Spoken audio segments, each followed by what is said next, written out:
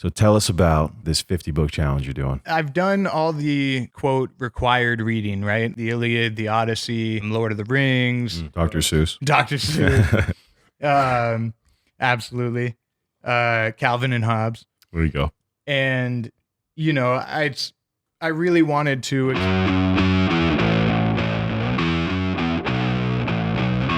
You're listening to Studio 22.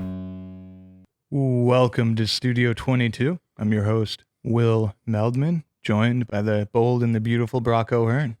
How are you? I'm feeling good, man.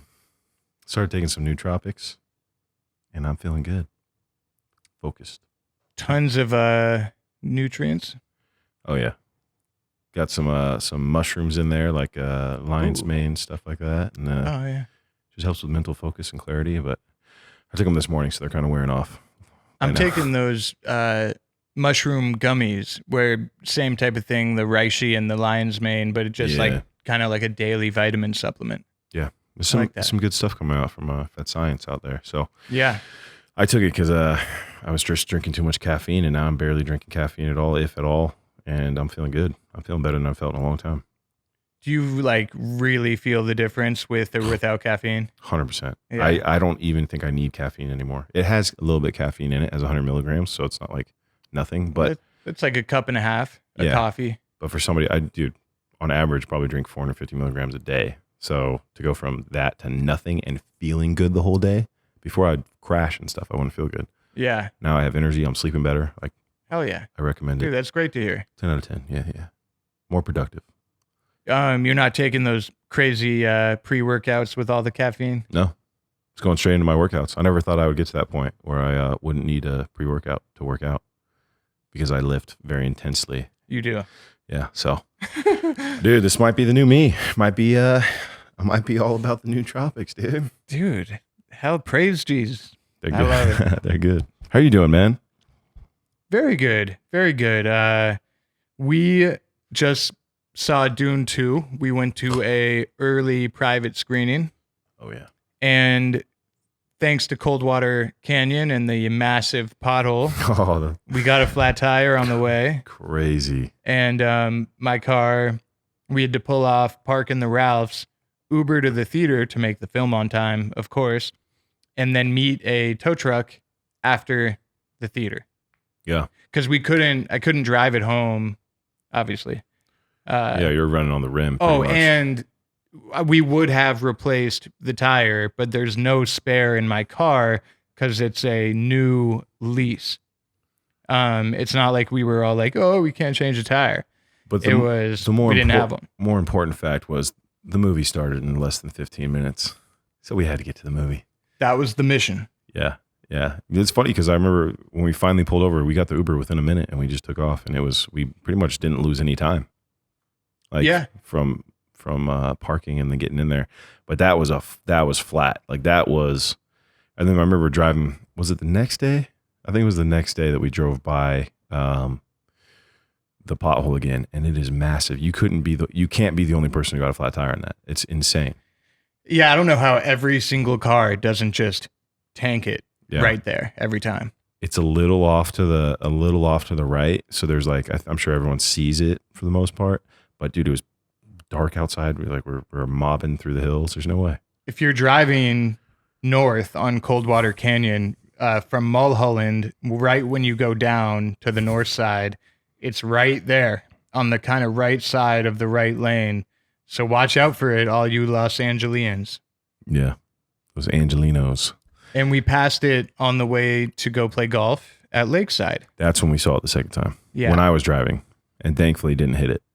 Well, we knew about it. Yeah, exactly. Well, that's my point. Right. But yeah, no, that thing's a beast. So watch out for the potholes in LA, people. And there's plenty of them. Yeah, we played golf with Andrew Santino. Yeah, Andrew's a insane golfer, actually. Dude, I did not expect him to be so good. No, he's got to be. He's one of the better golfers I've ever played with, actually. He's a 4. Yeah.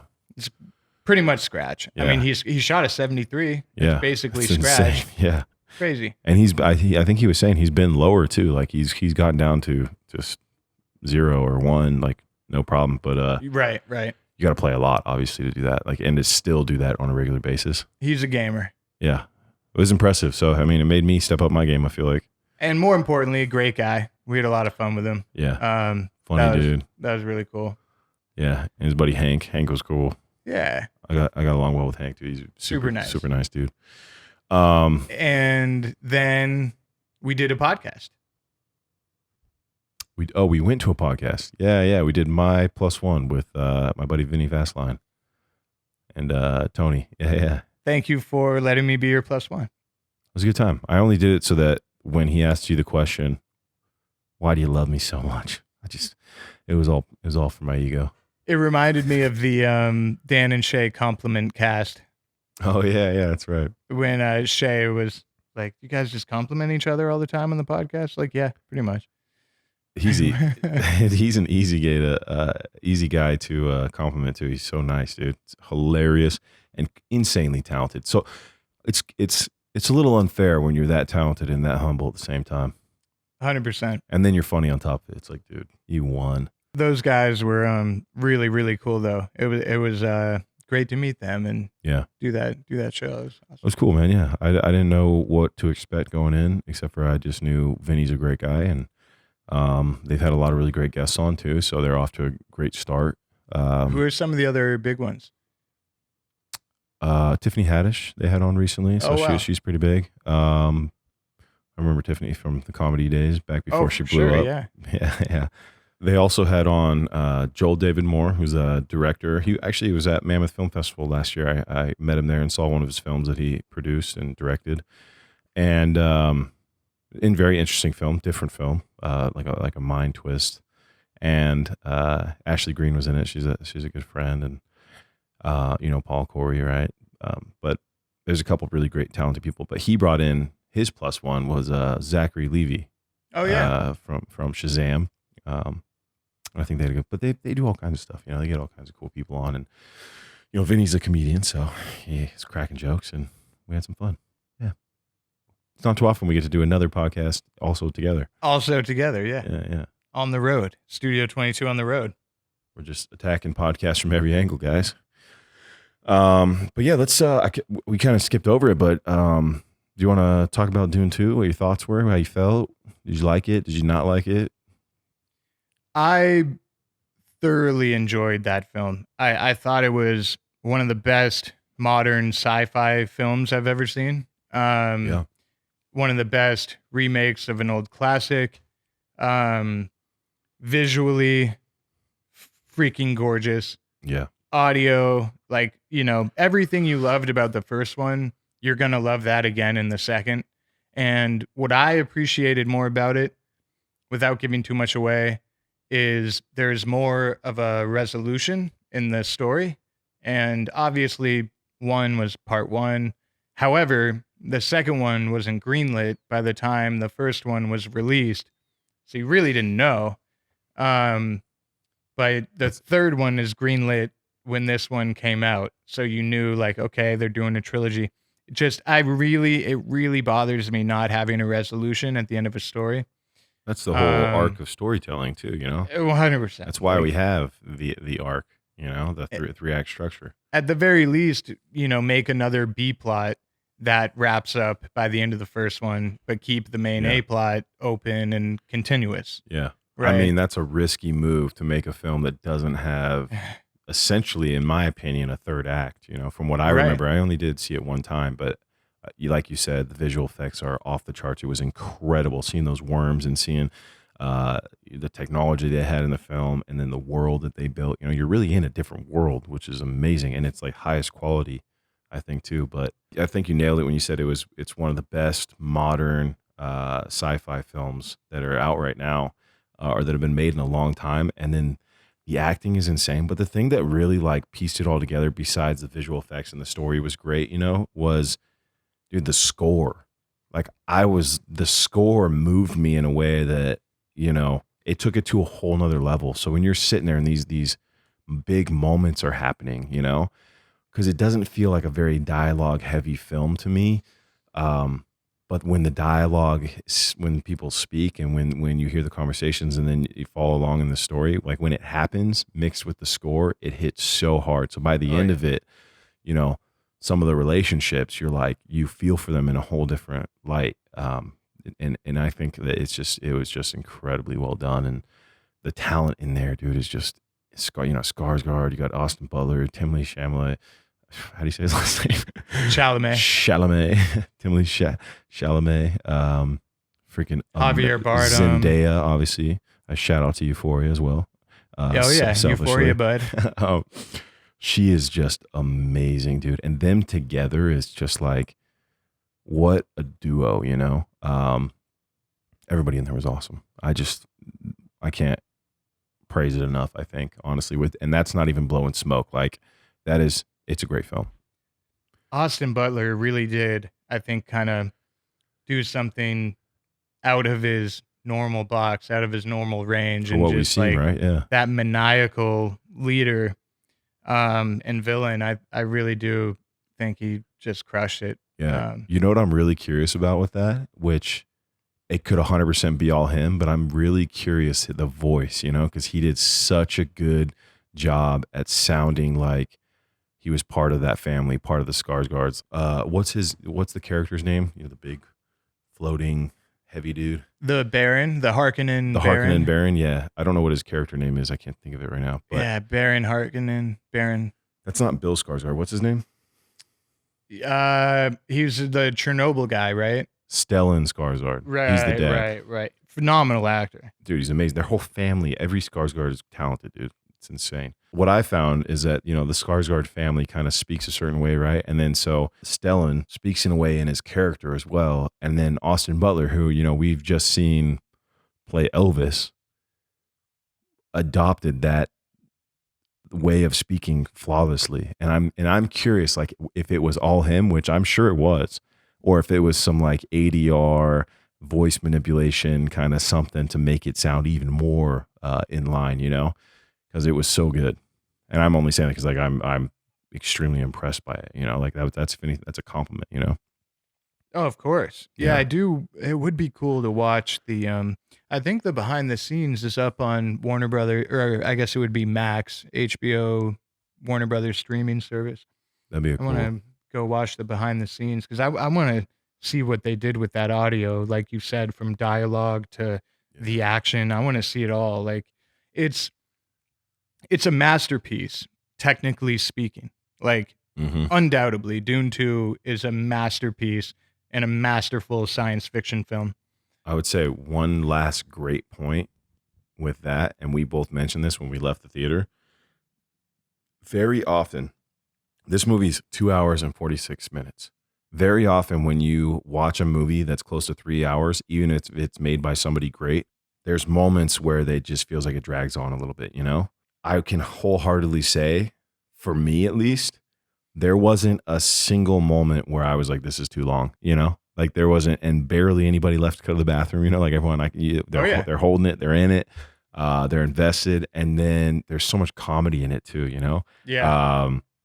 Dude, I just like Javier Bardem's character. It's just like, he's so good, dude. And so funny. So I hope like this would be me saying like this is a movie that you go to the theater for. And you have to. And you and you watch that with people around you. And if you get the right crowd and they're laughing at all the right moments, like that is how you're supposed to experience a movie. And this is one that it's like, I wouldn't compare it to Top Gun in that sense, but I would say it's like on that level of, it's just a great film that I have nothing bad to say about it. Like it's just great. And the first one I could say, I don't think I had a third act. And so I left me hanging. Yeah, if anything, the third act was not long enough. Like, honestly, slight spoiler, I think they could have drawn out the third act a little bit more. Like, I wanted more from that. It did start getting quick. Yeah, but I don't want to get too much into spoilers. I'm going to see it again with my girlfriend when she gets back in town, but I'm going to do the Dolby cinema instead of IMAX because Dolby has way better sound. Yeah. Yeah. And that IMAX had great, the seats were vibrating. Like the whole thing was shaking when we were going through some of the stuff in there. But to your point about you felt like maybe it was a little quick in the third act. It leaves you wanting more. Like, I want to know what happens after now. I have to see 3. That doesn't happen all the time, There's been multiple franchises that, I have not seen the 3rd, 4th, 5th, whatever ones, and then I'll go back and see another one. I'm like, wow, I'm lost at 8, guys. It's pretty obvious what I'm talking about, actually. Damn. Fast and Furious. Yeah. I just, I love the first ones, and nothing against any of the ones in the middle. But I remember I went and saw, I think it was 8, maybe, or 9, and I'm like, what happened? This is if I followed it, it would have made sense to me. I was just like, that's not possible. They have their brand, No, they're crushing it. They know what they're doing, right? It's like, just keep it flowing. My hat's off to them, dude. Yeah. If you can do anything close to that, you have absolutely won life when it comes to making film and TV. Yeah. So, but for me, like, I would watch Dune 17 based off Dune 2. Hell yeah. Yeah. Really hope they keep going, man. Yeah, that'd be cool. But also love the genre, and we work in the genre, right? We do. You write in the genre, which is kind of why we're doing this podcast today. I found have inspired me, actually, truly, with your writing and with the creating of the Kane comic universe. And then there's people who've inspired you, and then there's people that have inspired them. And that's kind of what we're getting into today. We're going to dive into the books, right? So tell us about this 50 book challenge you're doing. Kane has inspired me in a lot of different ways. I think it has both of us, right? Like, we're creating a comic universe, and creatively, it sent me down an odyssey that I never knew I would go down as a producer. And now I'm going on this journey as a writer, and I've done all the quote required reading, right? Like the Iliad, the Odyssey, Lord of the Rings, The Giver, Ender's Game. I've done a lot of the required reading, science fiction, fantasy fiction books. Dr. Seuss. Absolutely. Calvin and Hobbes. There you go.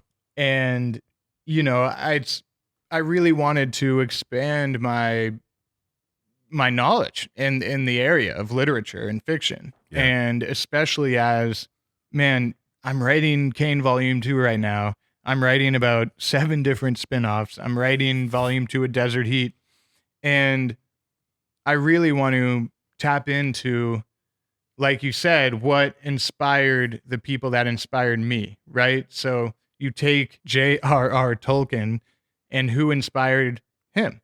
Well, it so happens that there's a book called The King of Elfland's Daughter by Lord Dunsany, and Tolkien even stated that it's a big inspiration to him. And I'm literally only about 10 pages into it. However, the pages, they are pretty wordy. And you can already tell why this book is so inspirational and lasted as long as it did and affected the people that came after it. The world, it brings you in immediately. It's familiar, but also unearthly. Yeah. It combines the enchanted with the mundane of a monarchy, right? There's familial relationships that you'll recognize. There's witches, there's runic swords, and I am really, really stoked about this one. If I may, I'm going to read a small section from it to show the tone and writing style and the prose of how the book is operating. Because I can talk about it all day, but show me, don't tell me, baby. Context: a prince is in front of his father, the king, at his throne. And his father said, "Oh shit." Please keep that inspirational. "What do you bid me do?" said the son, "when I come to that palace?" And his father said, "To wed the king of Elfland's daughter." The young man thought of her beauty and crown of ice and the sweetness that fabulous runes had told was hers. Songs were sung of her on wild hills where tiny strawberries grew, at dusk and by early starlight, and if one sought the singer, no man was there. Sometimes only her name was sung softly over and over. Her name was Lyrizel. She was a princess of the magic line. The gods had sent their shadows to her christening, and the fairies, too, would have gone, but they were frightened to see their dewy fields, the long, dark, moving shadows of the gods. So they stay hidden in crowds of pale pink anemones, and thence blessed Lyrizel. So just the tone alone takes you into that world, right? Yeah. And that's from the first page. So you're just thrown into this prince must go on a journey to marry this princess in this magical land. Yeah. And he ends up getting a sword from a witch that's blessed with magic. And basically the townsfolk, the people of the realm, want a magical ruler. They don't just want like a normal man to be king. Interesting. So is that the human realm or is that the elfin realm? Okay. Yeah. So the human realm wants someone with magical powers. Exactly. Okay. So they set it up as, is this going to be a cautionary tale? Right? Why do they want magic? Don't mess around with magic. Yeah. But you set up a romantic relationship between a prince and a princess. You set up a witch with magic. You set up the monarchy. All of the themes are just beautifully established, like right there. And like, I love that, like on the hill where tiny strawberries grow, and like the little minute details that are just added in to paint the picture of the world, right? The 100%. And even what you're saying too, like I don't know much outside of what we've briefly talked about the book, and even just that, like hearing that the humans want somebody with magical abilities to lead them, to me in my head immediately I'm like, okay, there must be a bigger threat that can only be faced by somebody with magic, right? And I don't know that, but that is interesting to me. That's getting me hooked already.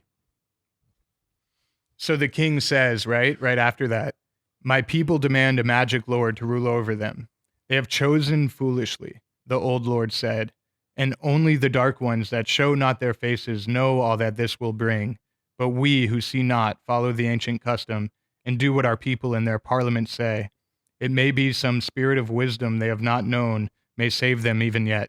The king is like, they may have chose foolishly, right? But it's just setting up so many things that I'm really, really excited to uncover. And you're hit in the face with all these fantasy motifs like pretty much immediately. And this is a book that, when was this? Is early 1900s, right? What year was it? 1924. 1924. So this is 100-year-old book. It's the 100th anniversary. That's crazy. That is crazy. So good. And that it's still relevant today, and maybe not as much as it was back in the day, right? Or maybe just as much, but it's relevant enough that in 100 years later, someone named Will Meldman is buying it and researching it, right? Like that is a testament to the story in there and the way that's written in time. You know, that it's transcended 100 years. If it inspired Tolkien, it's good. It's definitely good enough for this old bum. Good enough for Tolkien, good enough for you. Yeah, exactly. That's awesome, dude. But yeah, this is book 1 of a 50-book challenge. Awesome. And I'm thrilled to keep going on. I'm going to read this really quickly. I'm a big fan that you're doing a book club. I love book clubs, and I've always actually wanted to start one. So you went ahead and did the initiative of actually making one, which is so cool. Where can people, really quick, join your book club? So I am doing it on my Instagram. Okay. So if you subscribe to my Instagram account for $4.99 a month, I'm going to be doing constant content around all the books. There's 50 books, and I'm going to be talking about them constantly. So I'll be putting up videos all the time, and you can do it directly on my Instagram at WMeldman33, WMeldman33.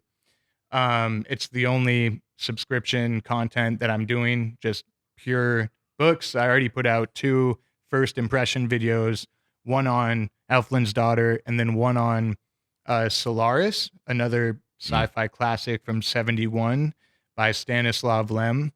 And I'm 10 chapters into that one, and it's beautiful. Like it captures being on a space station and like this strange planet everyone's researching, and it's beautiful.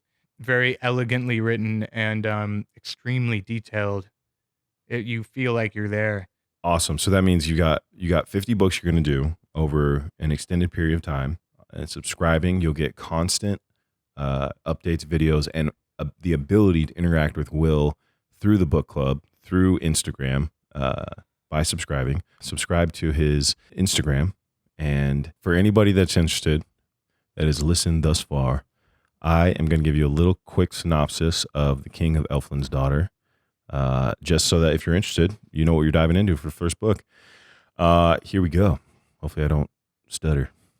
The King of Elfland's Daughter is a fantasy novel written by Lord Dunsany.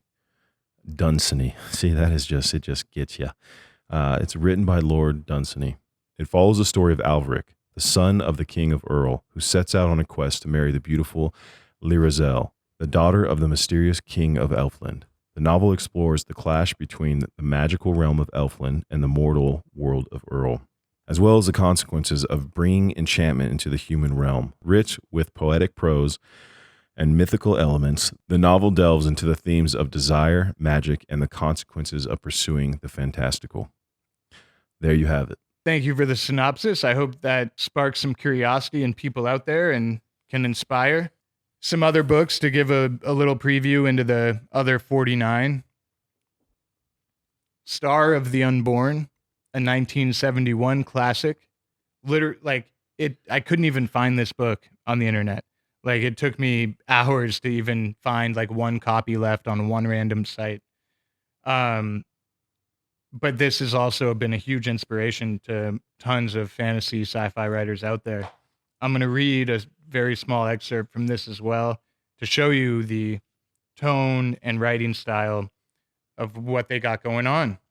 Since we are dealing with a kind of travelogue, I feel the obligation to introduce the hero, or more modestly, the central figure of the occurrences here set forth.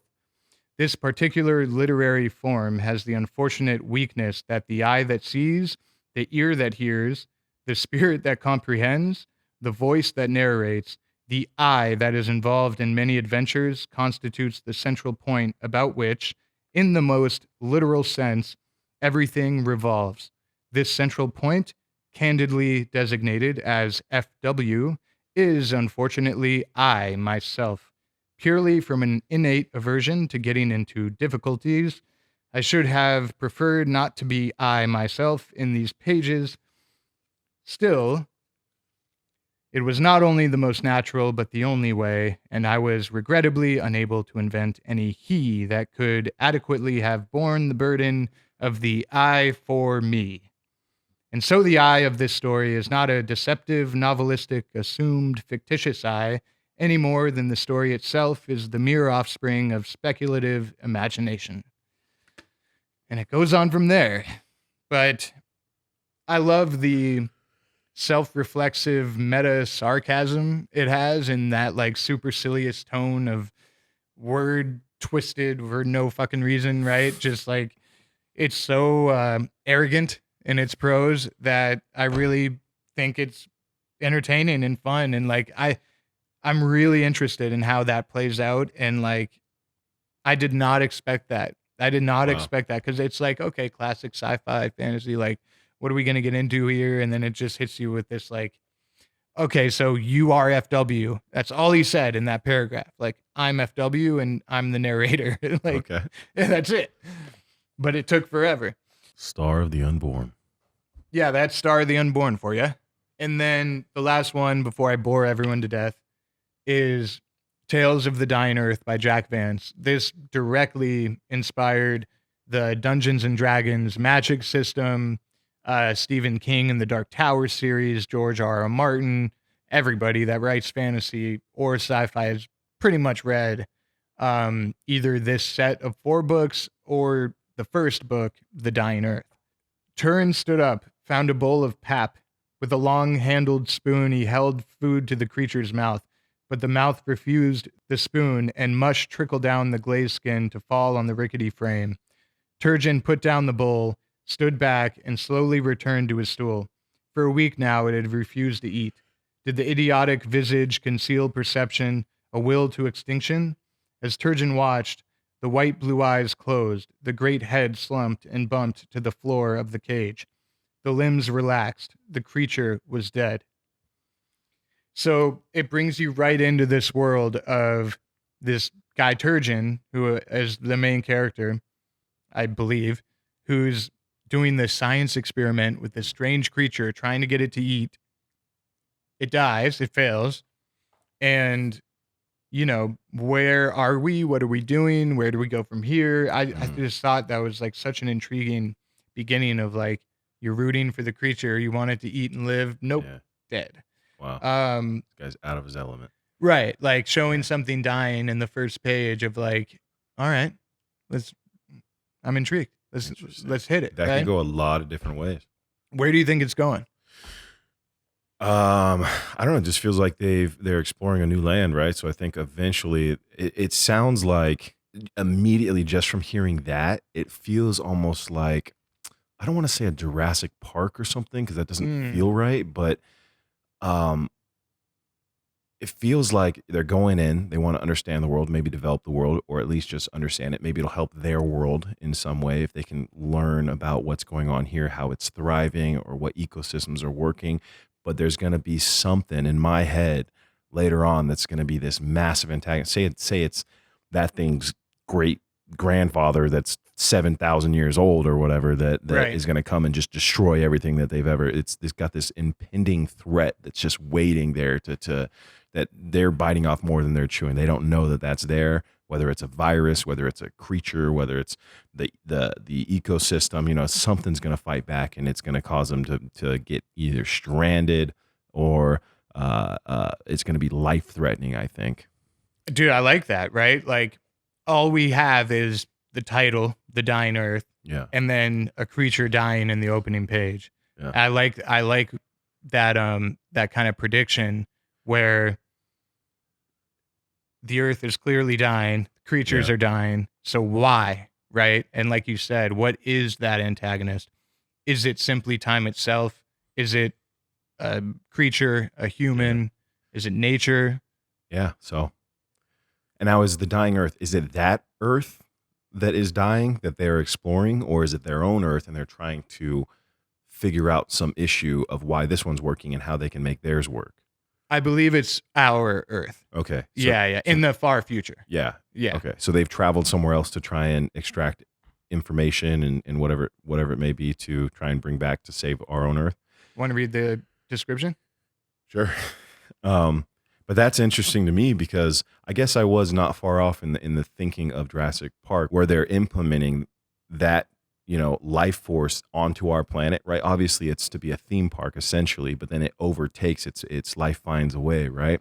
Yep. So that is where no matter what they do on this Earth or this new planet that they're trying to maybe extract stuff from, it's going to affect our Earth and change it forever. So maybe it will save it because it's dying anyways, and we need that, but it doesn't sound like it's leading down a good path. So 100%. So Jurassic Park, Jurassic World, the theme of that, it's the same theme as Frankenstein or Dr. Jekyll and Mr. Hyde. Yeah. It's when man tries to play God, never works out for man. Yeah. Right?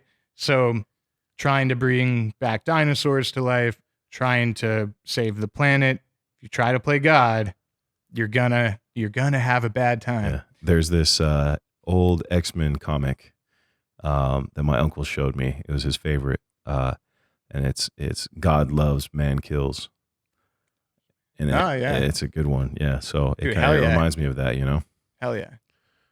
A dim place, ancient beyond knowledge. Once it was a tall world of cloudy mountains and bright rivers, and the sun was a white blazing ball. Ages of rain and wind have been beaten and rounded the granite, and the sun is feeble and red. The continents have sunk and risen. 1,000,000 cities have lifted towers, have fallen to dust. In place of the old peoples, a few thousand strange souls live. There is evil on earth, evil distilled by time. Earth is dying. So that's from The Dying Earth. Hell yeah. A dim place, ancient beyond knowledge. That sounds very interesting immediately.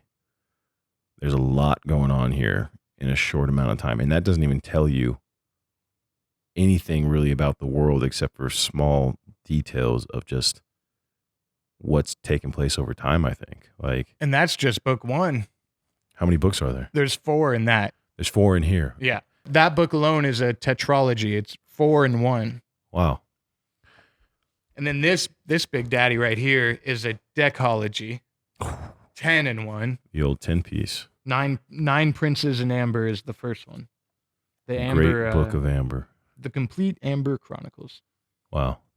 By Zelazny. I have a few Zelazny books. Prolific writer. But yeah, man, thank you for reading that. It's highly influential and extremely fired up. But yeah, it's just a little window into the 50 book challenge. Yeah.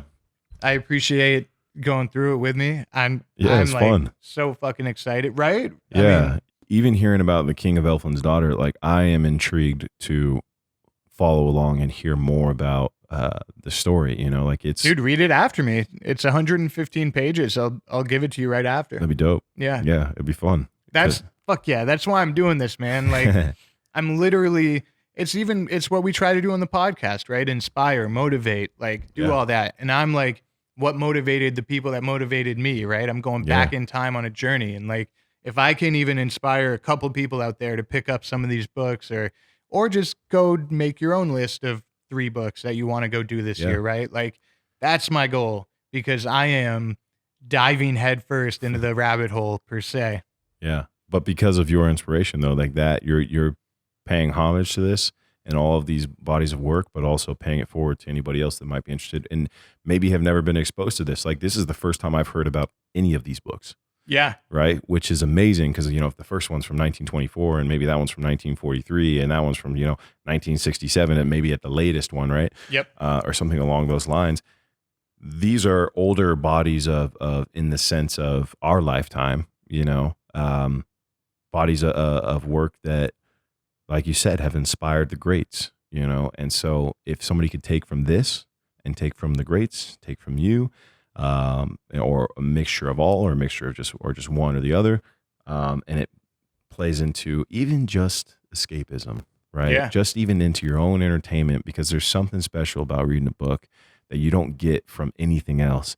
Because I've read books and I've listened to narrated books, from the author or from, voice actors, and there's something different about reading it in your own way, at your own pace, in your own imagination, and picturing these things in your own way. That's why when they adopt books into film and TV, so many fans get upset with the way they do it, because it's like, that's not how it's supposed to be. It's not how I saw it, right? Exactly. So when people get it right, it's very special. But at the same time, there's elements of all of these, some of the best stories ever written and told in our lifetimes, and even before our lifetimes, come from here, and I think that is pretty unique and cool in its own right, 100% to all of that. And it honestly was a complete coincidence that we saw Dune 2 after I put all this together, because I researched for an entire day, put together the list, and then went, oh my God, I got tickets to Dune 2 today or tonight. So like, it's kind of cool knowing that some of these books inspired Frank Herbert when he was writing Dune. Yeah. These predate Dune, some significantly. Just so everybody knows out there, Will tricked me the first time around and told me we were going to Dune 2 like 2 months ago. And they put the first one back in theaters and then advertised it like it was the second one. Yeah. It all worked out though. No, it was a hilarious little flop. It would have been freaking ridiculous if we went and didn't catch it. We would have been pissed. Yeah. I'm like, wait, really? We just watched the first one? It would have been cool because Dune 2 came out shortly after, right? But at least when we did see it, it was an early screening, right? So we still got to see it early. Yeah, a little early. It was like about 5 days or a week early, right? Then from the release. Yeah, but such a good movie. These books are just great. This book club's going to be awesome. Thank you, bro. I appreciate you letting me talk about it. Yeah. I mean, a lot of the stuff that I even wanted to ask you, like why, what inspired you to start the book club, you've already shared these things. So I think it's now just a matter of, you doing your thing, staying inspired, and creating content and sharing it with people and keeping this thing going. So it's going to be a lot of fun for anybody that's getting involved. But if you like sci-fi and fantasy, these are some very unique, great stories that I think you're going to get a lot of takeaway from. And only if you subscribe. Will Meldman 33 on Instagram, and also the website linked below. There it is. Always search for what inspires you and motivates you and expands your consciousness. I got to ask, how does it feel to now be a founder of a book club? Feels the same. Yeah, that's awesome. But I appreciate it. Signing out, Studio 22. Once again, Will Meldman and Brock O'Hearn. Thank you for joining us. Stay inspired out there. Like and subscribe. Thank you for watching Studio 22. Don't forget to like, share, and subscribe. And follow our socials at Studio 22 Podcast.